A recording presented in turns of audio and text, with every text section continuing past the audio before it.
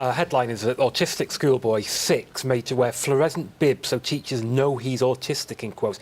And it's true, this is what's happened here. Joanne Logan is a mum. She found out that her 6-year-old son, Charlie, who is autistic, was being made to wear a bright yellow bib in the playground, which she is very unhappy about. She says she's fuming. She describes the actions as disgusting and discrimination. She said, looking back, I think the classroom teacher mentioned the bib during the week, but she didn't really think about it. He come home and mentioned the bib, and she at that point clocked on and contacted the school. The school have said that she did know about it. She's acknowledged that there are some behavioural issues which she's working with the school on.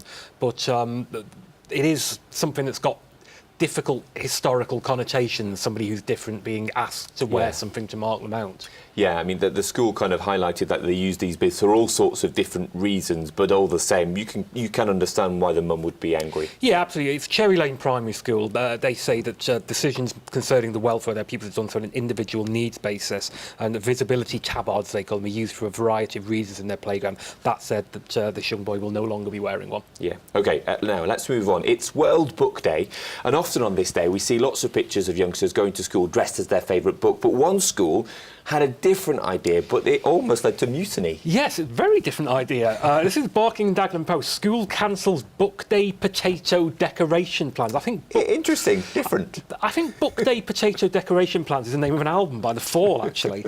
This is a primary school in Dagenham. Yeah, as you say, they decided to do something different because every school has people dressing up, and they didn't want people to be forking out for expensive costumes, and basically everybody's Harry Potter anyway, aren't they? So they arranged to give every pupil a potato, so 630 potatoes they bought for them to take home and decorate the potato as a fictional character. Well, this has upset quite a lot of parents because they have said that it's a terrible waste of food, basically. When the school did the same thing last year, a number of parents cooked them, genuinely cooked them, because they struggled to afford to feed their family.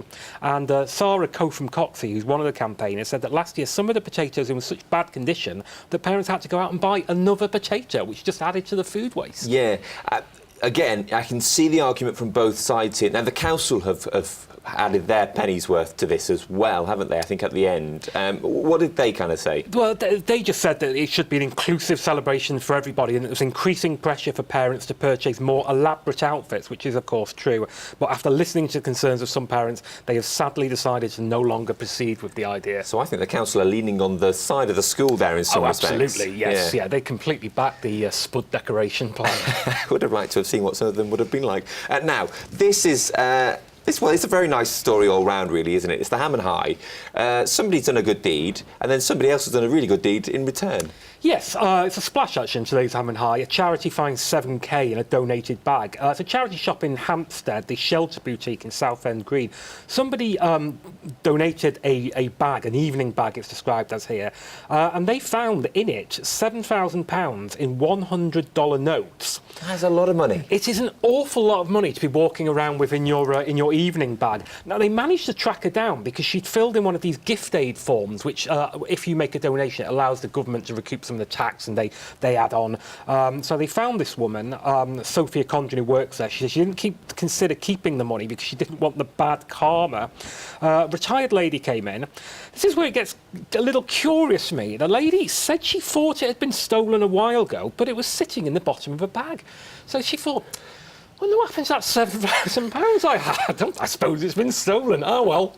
It depends on how much money you've got, doesn't it? Because, you know, for some people, if you're very, very wealthy, £7,000 is probably a cup of coffee. I suppose just some of the denizens of Hampstead walking around with £7,000 in your bag in $100 notes may just been, you know, just by the by. It's one of those things. But she's got it back, and it is, you know, good news story. Yeah, good news story. Praise for the charity worker who didn't want the bad karma as well. Good, she did the right thing.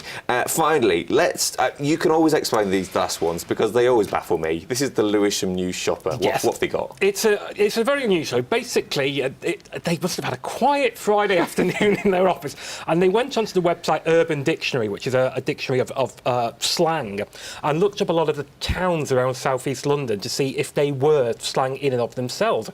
They pointed out that Deptford Discount discount, that is obtaining goods for a store without having paid for them. So if somebody says that they got a Deptford discount on their latest phone, they probably stole it. Bromley is to spend your time sleeping or laying down, as in, hello, good sir, why are you having a Broms here of all places?